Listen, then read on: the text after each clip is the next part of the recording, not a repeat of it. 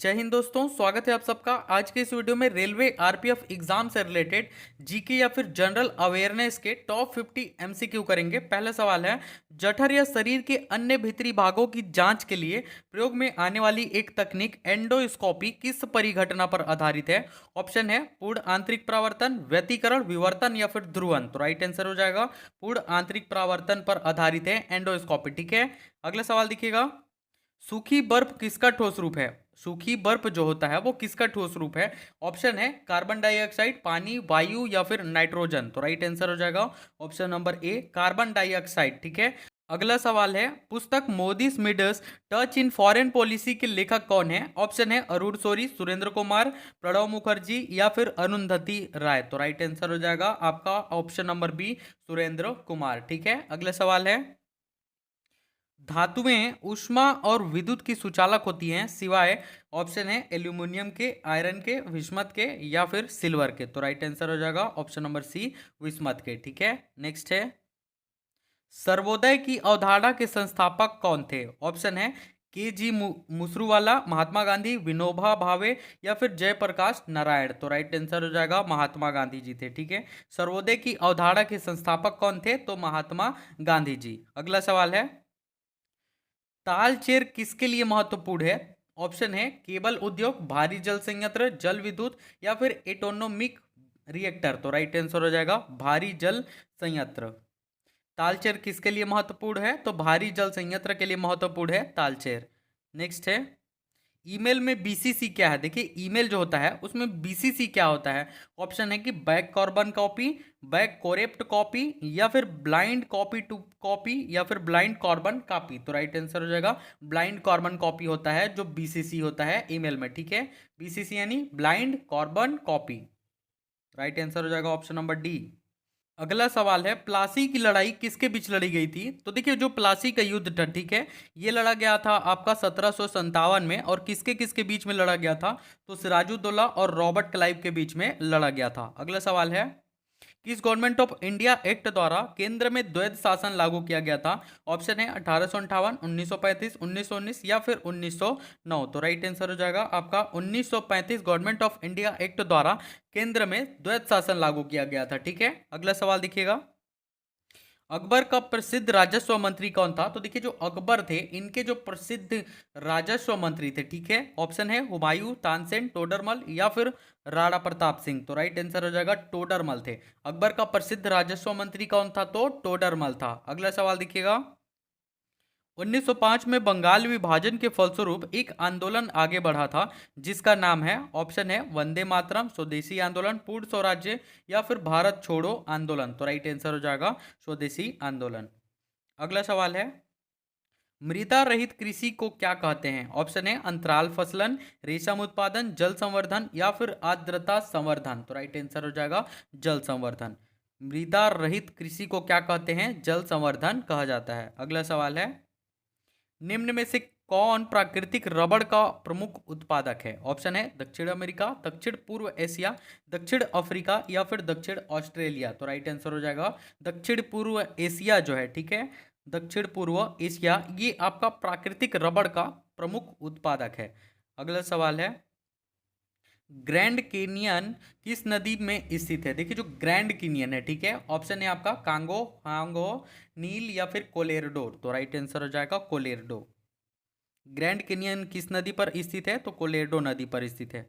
Next है, भारतीय खाद्य निगम की स्थापना की गई थी। ऑप्शन है आपका अन्न प्राप्त करने के लिए, अन्न के भंडार के लिए, अन्न के आयात के लिए या फिर उपरोक्तो सभी के लिए। तो राइट आंसर हो जाएगा उपरोक्तो सभी के लिए। ठीक है, देखिए, जो भारतीय खाद्य निगम था इसका स्थापना अन्न प्राप्त करने के लिए भी किया गया था, अन्न के भंडारण के लिए भी और अन्न के आयात के लिए भी किया गया था। ठीक है, अगला सवाल है, पर्यावरण संरक्षण अधिनियम का उद्देश्य है, ऑप्शन है वनों की रक्षा और वृद्धि करना, वन्य तथा बिरले पशुओं की वृद्धि और रक्षा करना, पर्यावरण प्रदूषण को नियंत्रित करना या फिर उपरोक्त सभी। तो राइट आंसर हो जाएगा उपरोक्त सभी। ठीक है, जो पर्यावरण संरक्षण होता है, पर्यावरण संरक्षण अधिनियम है, इसका उद्देश्य क्या है कि वनों की रक्षा और वृद्धि करना है और वन्य तथा बिरले पशुओं की वृद्धि और उनकी रक्षा करना, पर्यावरण प्रदूषण को नियंत्रित करना। निम्नलिखित में से कौन सा कथन सही नहीं है बोला है, ठीक है। देखते हैं कि निकृष्ट मृदा खरी मृदा को संचालन से बाहर धकेल देती है, ठीक है। क्या बोला है कि निकृष्ट मृदा खरी मृदा को संचालन से बाहर धकेल देती है, ये आपका राइट हो जाएगा। खरी मृदा निकृष्ट मृदा को संचालन से बाहर धकेल देती है, ये नहीं होगा। इसके बाद है बैंक दर मौद्रिक नीति का एक औजार है, ये भी नहीं होगा। सार्वजनिक ऋण राजकोषीय नीति का एक औजार है, ये भी नहीं होगा, ठीक है। इस सवाल का जो राइट आंसर है वो आपका ऑप्शन नंबर ए। कौन सा कथन सही नहीं है? तो निकृष्ट मृदा जो है वो खरी मृदा को संचालन से बाहर धकेल देती है, ये ऑप्शन गलत है। बाकी सभी ऑप्शन क्या है वो सत्य हैं, ठीक है। बाकी सभी ऑप्शन क्या हो जाएंगे आपके? राइट हो जाएंगे। अगला देखिएगा, रजिस्टर उच्च गति स्मृति तत्व है जो स्थित होते हैं, ऑप्शन है स्मृति में, सीपीयू में, आईओ यूनिट में, या फिर रोम या फिर ईपी रोम में। किसमें? तो राइट आंसर है सीपीयू में, ऑप्शन नंबर बी सीपीयू में। लोकसभा के अध्यक्ष तब तक पद पर रहते हैं जब तक, ऑप्शन है लोकसभा का विघटन न हो जाए, लोकसभा का कार्यकाल समाप्त न हो जाए, अगले मंत्रिपरिषद का गठन न हो जाए, या फिर अगली लोकसभा का गठन ना हो जाए। तो राइट आंसर हो जाएगा अगली लोकसभा का गठन ना हो जाए, ठीक है। अभी आप लोग देख ही रहे हैं लोकसभा का इलेक्शन चल रहा है, किसी ने इस्तीफा नहीं दिया है, ठीक है। लोकसभा के अध्यक्ष तब तक पद पर रहते हैं जब तक अगली लोकसभा का गठन ना हो जाए। जैसे ही अगली लोकसभा का गठन हो जाएगा वो अपने पद से हट जाएंगे। अगले सवाल देखिएगा, भारतीय संविधान में शामिल नीति निर्देशक सिद्धांत किसके संविधान से प्रेरित है? कनाडा, आयरलैंड, ब्राजील या फिर अमेरिका? तो राइट आंसर हो जाएगा आपका किससे प्रेरित है? तो आयरलैंड से प्रेरित है, ऑप्शन नंबर बी। अगला सवाल है, किसी राज्य की विधानसभा के सदस्यों की अधिकतम संभव संख्या क्या है? 400, 450, 500 या फिर 545? तो राइट आंसर है अधिकतम कितनी हो सकती है विधानसभा की संख्या? तो 500 हो सकती है विधानसभा के सदस्यों की संख्या। नेक्स्ट देखिएगा, हरी पत्तियों का पौधा लाल रोशनी में रखने पर कैसा दिखाई देगा? ऑप्शन है काला, लाल, हरा या फिर बैंगनी। रख कर देखना, ठीक है। हरी पत्तियों का जो पौधा होता है जब उसको आप लाल रोशनी पर रखेंगे तो वो काला दिखाई देता है, ऑप्शन नंबर ए काला। उच्चतम न्यायालय की मूल अधिकारिता के अंतर्गत क्या शामिल है? ऑप्शन है भारत की राष्ट्रीय अखंडता, सिविल और आपराधिक मामले, भारत संघ की विभिन्न यूनिटों के बीच विवाद, या फिर आतंकवाद से संबंधित मामले। तो राइट आंसर हो जाएगा भारत संघ की विभिन्न यूनिटों के बीच विवाद। अगला सवाल है, मंड पानी में घुलनशील नहीं होता फिर भी यह आलू में बड़ी मात्रा में संचित क्यों रहता है? तो राइट आंसर हो जाएगा यह पत्तियों से शर्करा के रूप में स्थानांतरित होता है, इसलिए। क्या होता है ये पत्तियों से शर्करा के रूप में स्थानांतरित होता है। अगला है, निम्नलिखित में से किस समझौते का लक्ष्य हिंदू मुस्लिम मतभेद को सुलझाना था? ऑप्शन है लखनऊ समझौता, पूना समझौता, गांधी इरविन समझौता या फिर लाहौर समझौता। तो राइट आंसर हो जाएगा लखनऊ समझौता, ऑप्शन नंबर ए। अगला सवाल है, 1526 ईस्वी के पूर्व बाबर ने भारत पर कितनी बार आक्रमण किया? देखिए 1526 ईस्वी के पूर्व जो बाबर था, ठीक है, इसने क्या किया? भारत पर 4 बार आक्रमण किया था। कितनी बार? 4 बार। वीडियो में आगे बढ़ने से पहले यदि आपको भी रेलवे आरपीएफ एग्जाम के लिए सबसे बेस्ट बुक चाहिए तो मैं आपको रेफर करूंगा चक्षु पब्लिकेशन का सामान्य अध्ययन का बुक, जिसमें आपको चैप्टर वाइज सॉल्वेट पेपर मिल जाते हैं। 6900 से भी ज़्यादा एमसीक्यू है इसमें। इसके अलावा चक्षु पब्लिकेशन का रेलवे आरपीएफ का गाइड और प्रैक्टिस सेट भी आता है। इसके अलावा चैप्टर वाइज रेलवे मैथ्स और रीजनिंग भी आती है, जिसे लेकर आप अपनी तैयारी को और मजबूत कर सकते हैं। इस बुक का लिंक आपको डिस्क्रिप्शन पर मिल जाएगा। अब आगे अगला सवाल है, सीमांत राजस्व क्या है? ऑप्शन है किसी फर्म का औसत राजस्व, बेची गई प्रत्येक यूनिट का प्राप्त राजस्व, या फिर अतिरिक्त यूनिट की बिक्री पर प्राप्त राजस्व को, या फिर डी सभी यूनिटों की बिक्री से प्राप्त राजस्व। तो राइट आंसर हो जाएगा आपका अतिरिक्त यूनिट की बिक्री पर प्राप्त राजस्व को, ऑप्शन नंबर सी। सीमांत राजस्व क्या है? तो अतिरिक्त यूनिट की बिक्री पर प्राप्त राजस्व को सीमांत राजस्व, ठीक है। राजनीति विज्ञान किसका विज्ञान है? ऑप्शन है राजनीतिक इंजीनियरी, सांस्कृतिक इंजीनियरी, सामाजिक इंजीनियरी या फिर आर्थिक इंजीनियरी। तो राइट आंसर हो जाएगा सामाजिक इंजीनियरी, ऑप्शन नंबर सी सामाजिक इंजीनियरी। नेक्स्ट है, भारतीय संविधान में उल्लेखित स्वतंत्रता, समानता और बंधुता की संकल्पना किससे प्रेरित है? ऑप्शन है फ्रांस के संविधान, आयरिश के संविधान, अमेरिका के संविधान या फिर ब्रिटिश के संविधान। किससे प्रेरित है? तो फ्रांस के संविधान से प्रेरित है। ऑप्शन नंबर ए। राष्ट्रपति और उपराष्ट्रपति की उपस्थिति में राष्ट्रपति के कार्यों का निर्वहन कौन करता है? ऑप्शन है नियंत्रक एवं महालेखा परीक्षक, महाधिवक्ता, भारत का मुख्य न्यायाधीश या फिर अटॉर्नी जनरल ऑफ इंडिया। तो राइट आंसर है भारत का मुख्य न्यायाधीश।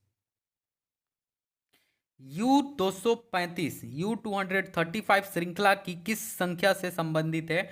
ऑप्शन है एक्टिनियम श्रृंखला, थोरियम श्रृंखला, यूरेनियम श्रृंखला या फिर नेपच्यूरियन श्रृंखला। तो राइट आंसर हो जाएगा एक्टिनियम श्रृंखला से संबंधित है। किससे संबंधित है? एक्टिनियम श्रृंखला से संबंधित है U-235। भारतीय संविधान की राज्य के नीति निर्देशक सिद्धांत का विचार किसके संविधान से ग्रहित किया गया है? ऑप्शन है आयरलैंड, रूस, अमेरिका या फिर ऑस्ट्रेलिया। किससे ग्रहण किया गया है जो नीति निर्देशक का सिद्धांत है उसको? तो राइट आंसर है आयरलैंड से। ठीक है, आयरलैंड से। मांग वक्र किसके अधीन अनियत होता है? ऑप्शन है शुद्ध प्रतिस्पर्धा, एकाधिकार, द्विअधिकार या फिर अल्पाधिकार। तो राइट आंसर हो जाएगा अल्पाधिकार।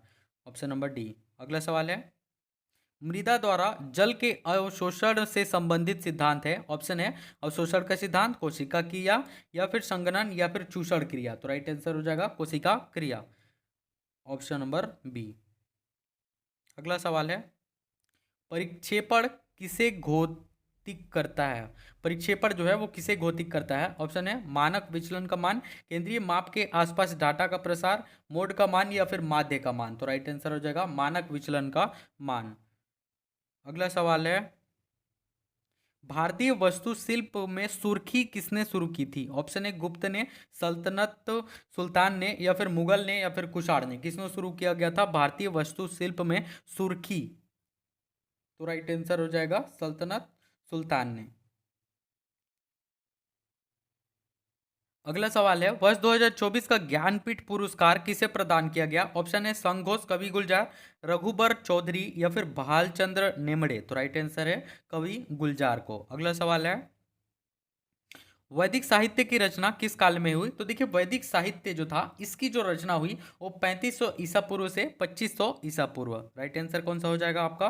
3500 ईसा पूर्व से 2500 ईसा पूर्व के बीच में हुआ था वैदिक साहित्य की रचना। अगला सवाल है जिस समय भारत को स्वतंत्रता प्राप्त हुई उस समय इंग्लैंड का प्रधानमंत्री कौन था? तो देखिए जिस समय भारत को स्वतंत्रता प्राप्त हुआ, ठीक है, उस टाइम पे इंग्लैंड के प्रधानमंत्री इटली थे। कौन थे? इटली। महाबलीपुरम में रथ मंदिरों का निर्माण किसके द्वारा कराया गया? ऑप्शन है चोल, चालुक्यों, पल्लवों या फिर चेदी।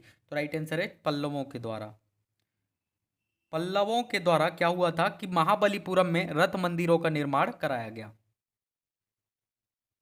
यदि बंद पात्र में कुछ गैस निकालकर दाब कम कर दिया जाए, ठीक है, तो गैस अणुओं का माध्य मुक्त पथ क्या होगा? ऑप्शन है अपरिवर्तित रहेगा, बढ़ेगा, गैस को प्रकृति के आधार पर बढ़ेगा या फिर घटेगा या फिर घटेगा। तो राइट आंसर हो जाएगा बढ़ेगा। Option number B.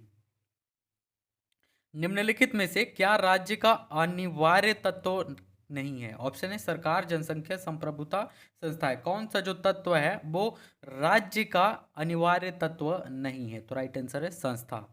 संस्थाएं जो है वो अनिवार्य तत्व नहीं है। ठीक है, सरकार है, जनसंख्या है और संप्रभुता है। अगला सवाल है निम्नलिखित में से किस वर्ष गांधी इरविन समझौते पर हस्ताक्षर किए गए? तो राइट आंसर हो जाएगा 1931 में। 1931 में गांधी इरविन समझौते पर हस्ताक्षर किया गया था। अगला सवाल है निम्नलिखित में से कौन सा कार्बनिक यौगिक तांबे को की मौजूदगी में गर्म करने पर नीले हरे रंग की ज्वाला उत्पन्न करता है? ऑप्शन है बेंजोइक एसिड, बेंजल्डिहाइड, क्लोरोबेंजीन या फिर एनिलीन। तो राइट आंसर हो जाएगा क्लोरोबेंजीन। अगला है भारत के राष्ट्रपति को उसके पद से हटाया जा सकता है। देखिए भारत के जो राष्ट्रपति होते हैं, ठीक है, वर्तमान में कौन है? तो श्रीमती द्रौपदी मुर्मू जी। तो उनको उनके पद से अगर हटाना होगा तो उनको कैसे हटाया जा सकता है? ऑप्शन है भारत के प्रधानमंत्री द्वारा, लोकसभा द्वारा, भारत के मुख्य न्यायाधीश द्वारा या फिर संसद द्वारा। तो देखिए ये इसमें से कोई नहीं होगा। आपका जो राइट आंसर होगा वो संसद द्वारा होगा। ठीक है, संसद द्वारा भी कैसे? तो महाभियोग से। महाभियोग से भारत के राष्ट्रपति को हटाया जा सकता है। अगले सवाल देखिएगा, मंदिर निर्माण कला का जन्म सर्वप्रथम कब हुआ? ऑप्शन है मौर्य काल में, गुप्त काल में, कुषाण काल में या फिर सैंधव काल में। तो राइट आंसर है ऑप्शन नंबर बी, गुप्त काल में हुआ था। ठीक है, मंदिर निर्माण कला का जन्म सर्वप्रथम कब हुआ था? तो गुप्त काल में हुआ था। बहुत ही ज़्यादा इंपॉर्टेंट क्वेश्चन है। आई होप आपको वीडियो पसंद आया होगा। आज के लिए बस इतना ही। जय हिंद।